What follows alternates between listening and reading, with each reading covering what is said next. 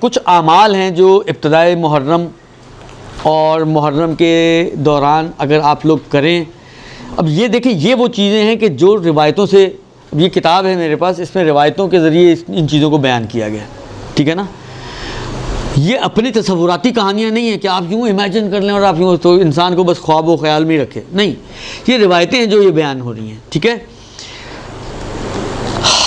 کہتے ہیں کہ پہلی شب، جب شب اول محرم ہے، ایک تو میں آپ کو ریکمینڈ کروں گا، شب اول محرم میں گوگل علیہ السلام بہت مددگار ہوگا اس مسئلے میں آپ کے لیے. ریان ابن شبیب، ریان رے یہ الف نون ابن شبیب شین بے یہ بے، اس کی ایک روایت ہے جو 8ویں امام سے ہے، تھوڑی لمبی روایت ہے. ابتدا یعنی پہلی محرم سے پہلے ہی آپ پڑھیں ضرور. پہلی محرم سے پہلے پڑھ لی ہے بالکل. اس میں پہلی محرم کے آداب کچھ نہیں ہیں اصل میں روایت میں، تو پہلے اس لیے پڑھیں تاکہ آپ کو 2 محرم کو پڑھیں گے آپ کہیں گے لو وہ تو کل گزر گیا پہلا محرم، تو وہ آپ کے مس ہو جائیں گے آداب. اس لیے پہلی محرم سے پہلے پڑھیں گے. گوگل پہ مل جائے گی آپ کو. ابن شبیب کی روایت ہے، 8ویں امام امام علی رضا علیہ السلام سے روایت ہے. شب اول محرم یا شاید روز اول محرم وہ امام رضا کی خدمت میں پہنچا تو امام کی ابتدا میں کچھ بات چیت ہوئی اول محرم کے حوالے سے. ایک روزے کو بھی وہاں پہ ریکمینڈ کیا گیا ہے، پہلی محرم کا روزہ، اولاد کے لیے خاص طور پہ. حضرت زکریا نے خدا سے اس رات دعا کی تھی اور پروردگار عالم نے ان کی دعا کو قبول کیا تھا، لہذا وہ بھی اس میں موجود ہے. تو پہلی رات جو ہے، ایک تو وہی چاند دیکھنے کی دعا ہے وہ اپنی جگہ پر ہے. 3 نمازیں اول محرم کے لیے نقل ہوئی ہیں. اول محرم کے لیے 3 نمازیں نقل ہوئی ہیں. ایک 100 رکعت نماز ہے کہ ہر رکعت میں الحمد اور سورہ توحید ایک مرتبہ. 100 رکعت نماز، 100 رکعت کا مطلب ہو جائے گا 50 نمازیں. ہر رکعت میں الحمد اور سورہ قل ہو اللہ ایک مرتبہ، یہ ایک نماز. اقبال الاعمال میں سید ابن طاؤس نے اس کو نقل کیا ہے. ایک دوسری نماز 2 رکعت ہے. پہلی رکعت میں سورہ الحمد کے بعد سورہ انعام اور دوسری رکعت میں سورہ الحمد کے بعد سورہ یاسین کو پڑھا جائے. یہ بھی اقبال الاعمال میں موجود ہے. وسائل اور بحار الانوار میں بھی یہ روایتیں موجود ہیں. یہ 2 ہو گئی. دوسری میں سورہ یاسین الحمد کے بعد. تیسری نماز 2 رکعت ہے. ہر رکعت میں 1 مرتبہ الحمد کے بعد 11 مرتبہ سورہ قل ہو اللہ. یہ بحار الانوار میں اور مستدرک الوسائل، یہ 2 کتابیں ہماری شیعہ کتابیں حدیثوں کی ہیں. تیسری نماز میں الحمد کے بعد 2 رکعت ہے. الحمد کے بعد ہر رکعت میں 11 مرتبہ قل ہو اللہ. یہ پہلی چیز ہے جو پہلی محرم کے لیے روایتوں میں آئی ہے. نیت کیا کریں گے؟ 2 رکعت نماز اول محرم کی پڑھتی ہوں قربتاً الی اللہ، یا جتنے بھی مستحبات ہیں آپ کو معلوم ہے رجا کی نیت سے انجام دیں آپ. قربت کی یہ مفاتی کی طرح کی ایک کتاب ہے، دعاؤں کی کتاب ہے، اعمال کی کتاب ہے. سید ابن طاؤس نے لکھی ہے، اقبال الاعمال. اچھا، دوسری چیز جو بعض روایتوں میں آئی ہے، جو بحار الانوار میں بھی روایت ہے اور وسائل میں بھی یہ روایت ہے اور مصباح المتحجد میں بھی اس روایت کو نقل کیا گیا ہے، وہ یہ ہے کہ انسان رات گزارے. امیر المومنین سے نقل ہوا ہے کہ اگر ممکن ہو تمہارے لیے اس شب کو دعا، نماز، تلاوت قرآن اور جاگ کے گزارو. تو شب اول کو جاگ کے گزارنا یہ ایک ریکمینڈڈ چیز ہے روایتوں کے حساب سے.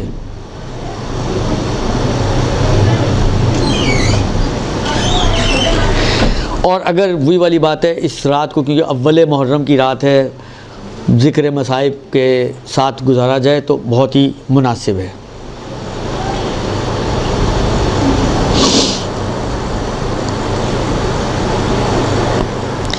اب روزہ ایک دعا اور نماز ہے، پیغمبر سے نقل ہوئی ہے پہلی محرم کی، لیکن اب دعا تو آپ کو جو ہے اقبال میں ملے گی. اب یہ مفاتی کا تو میرے پاس ریفرنس نہیں ہے اس وقت, ہو سکتا ہے مفاتی میں بھی ہو, میرے ذہن میں نہیں ہے, لیکن یہ ایک 2 رکعت نماز ہے جو لگتا ہے فجر کی طرح کی نماز ہے. نماز پڑھنے کے بعد ایک دعا ہے, اللہم انت الہ القدیم, آخر تک یہ دعا جو ہے اس کو پڑھی جائے. یہ اقبال میں آپ کو مل جائے گی پہلی محرم کے اعمال میں. اور البتہ یہ اگر آپ تھوڑا سا جملہ اللہم انت الہ القدیم یا آپ گوگل پہ بھی ڈالیں گے تو ممکن ہے گوگل سے بھی آپ کو یہ نکل آئے دعا.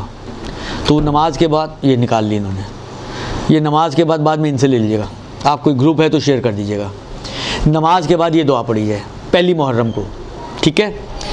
امام رضا فرماتے ہیں کہ یہ روزے کے لیے کہ جو بھی روزے اول محرم روزہ رکھے اور خدا سے دعا کرے, پروردگار عالم اس کی دعا کو مستجاب کرتا ہے, جیسے کہ حضرت زکریا کی دعا فرزند کے لیے مستجاب ہوئی تھی.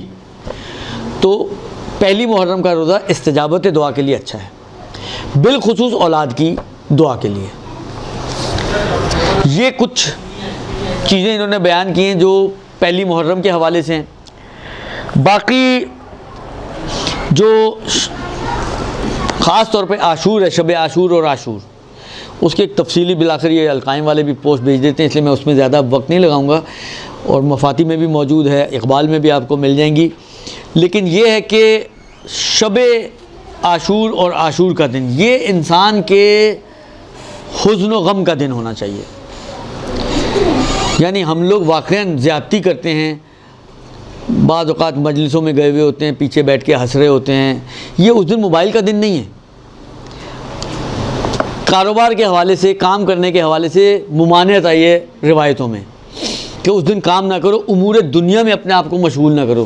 اس سے بڑا امر دنیا ہمارے ہاتھ میں اور ہوگا کیا. اگر امام حسین کے لیے کچھ کر سکتے ہیں تو ایک دن کی قربانی دیں. 9 محرم سے لے کر, ایک تو ویسے ہی انہوں نے نیٹ بند کیا ہوا ہوتا ہے تو قربانی دینا آسان ہو جاتا ہے, تو قربانی دے دیں. وہ کہتے ہیں نا کہ اب کام تو ہونا ہی ہے, بند تو ہونا ہی ہونا ہے, تو چڑھا دیں امام حسین کے کھاتے پہ, شاید کچھ اجر و ثواب بھی مل جائے. تو یہ جو ہے ان 9 اور 10 اپنا موبائل بند کر کے رکھ دیں, زندگی گزرے گی, یہ میں آپ کو گارنٹی دیتا ہوں. ان 2 دنوں میں کوئی موت واقع نہیں ہوگی صرف اس وجہ سے کہ موبائل استعمال نہیں ہوا, یہ بھی میں گارنٹی دیتا ہوں. لیکن اپنے آپ کو امور دنیا سے کاٹ کر عزادار بنائیں. ان 2 دنوں میں لگے کہ آپ عزادار ہیں, آپ کے حلیے سے, آپ کے بعض اوقات آپ کوئی پریشان ہوتے ہیں گھر میں, آپ کا چہرہ بتا رہا ہوتا ہے, نہیں گھر والے نہیں پوچھتے کہ کیا بات ہے اماں کیوں پریشان ہو, یا بہن بیٹی جو بھی بالآخر پوچھتے ہیں نا, چہرہ بتا رہا ہوتا ہے کہ کچھ گڑبڑ ہوئی ہے کچھ. یہ حال آپ کا 9 اور 10 کو ہونا چاہیے غم سے. چہرہ بتائے کہ یہ غمگین ہے. پھر کچھ جگہ پر تظاہر کا بھی حکم دیا گیا ہے, اظہار کرو اپنے آپ کو غمزدہ, جیسا مردوں کے لیے ہے آستینوں کو الٹ دے, گریبان چاک ہو, کنگھی نہ کریں, اس دن سلام نہ کریں بلکہ سلام کی بجائے جو ہے وہ اعظم اللہ اجورنا و اجورکم, یہ جملے کے ذریعے ایک دوسرے کو تعزیت پیش کریں. فاقہ رکھیں. اچھا فاقے کا ٹائم یہ 12 بجے والا ٹائم, 1 بجے والا ٹائم نہیں ہے فاقہ کھولنے کا, عصر کا ٹائم ہے. عصر کا ٹائم ہمارے یہاں تو ماشاءاللہ کیونکہ برادران اہل سنت کی ایک بہت بڑی تعداد کراچی میں رہتی ہے, تو عصر کے وقت ویسے اذانیں شروع ہو جاتی ہیں, تو وہ ہے اصل ٹائم فاقہ کھولنے کا. ہم لوگ رکھتے بھی ہیں اور غلط ٹائم پہ کھول کر اس کو خراب بھی کر دیتے ہیں. فاقہ کھولنے کا اصل ٹائم عصر کا وقت ہے, اور اس میں بھی جو روایتوں میں ہے یا جو آداب اس کے بیان کیے گئے ہیں وہ یہ بیان کیے گئے کہ جس کو کہتے ہیں کہ ہلکی پھلکی غذا سے اور بہت ہی سادہ غذا سے اپنے فاقے کو کھولا جائے. دودھ کھجور اس ٹائپ کی چیزوں سے, نہ کھچڑوں سے, نہ بریانیوں سے. درست. یہ تو بہرحال نیاز کے اوپر تو بہت کام کرنے کی ضرورت ہے ہمارے معاشرے میں. تو یہ کچھ ادب و آداب ہیں کہ جو محرم کے حوالے سے بیان کیے گئے ہیں, ان کا خیال رکھیں.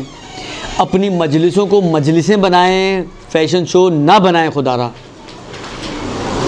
اس چکر میں نہ پڑھیں کہ کتنے لوگ آتے ہیں, اس چکر میں پڑھیں کہ بیوی آتی ہیں کہ نہیں آتی ہیں.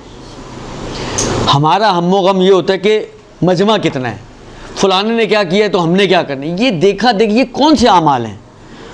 دیکھا دیکھی کے اعمال ویسے ہی باطل ہو جاتے ہیں. آپ کا کیا خیال ہے جس عمل کو خدا قبول نہ کرے بیوی قبول کریں گی؟ جو عمل میرا خدا کی نگاہ میں فاسد اور باطل عمل ہے اس کو بیوی قبول کر لیں گی؟ یہ تو ما تشاؤون الا ان یشاء اللہ، جو خدا چاہتا ہے اس کو یہ چاہتے ہیں، ان کی چاہت خدا کی چاہت میں. تو اعمال کو ایسا بنائیں کہ آپ خدا، رسول، اہل بیت کی بارگاہ میں پیش کر سکیں. اپنی مجلسوں کو ایسا بنائیں،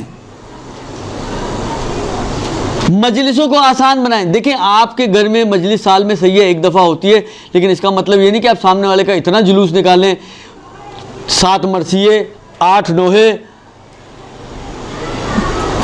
مجلس بھی جو ہے وہ گھنٹے 1.5 گھنٹے والی، تو سامنے والا بیچارہ نچڑ ہی جائے. ایک حلیم کھلانی ہے آپ نے اور اس میں سامنے والے کو نچوڑ کے آپ نے رکھ دیا وہ گنے کی طرح. نہ کریں یہ کام. اپنی مجلسوں کو مختصر بنائیں تاکہ لوگ آ سکیں. ہماری مجلسوں کا سب سے بڑا رونا یہ 2 بجے کا اعلان ہوتا ہے، 4 بجے کہیں جا کے اثرات نمودار ہوتے ہیں مجلس سٹارٹ ہونے کے. یہ کون سا طریقہ ہے؟ آیا یہ آپ کے خیال میں کوئی عاقلانہ روش ہے؟ آپ پورے معاشرے میں چلے جائیں جہاں پہ بھی کوئی عقل مند لوگ ہیں، کوئی پروگرامز کرتے ہیں، کوئی سیمینارز کرتے ہیں، کتنی ٹائم کی پابندی ہوتی ہے.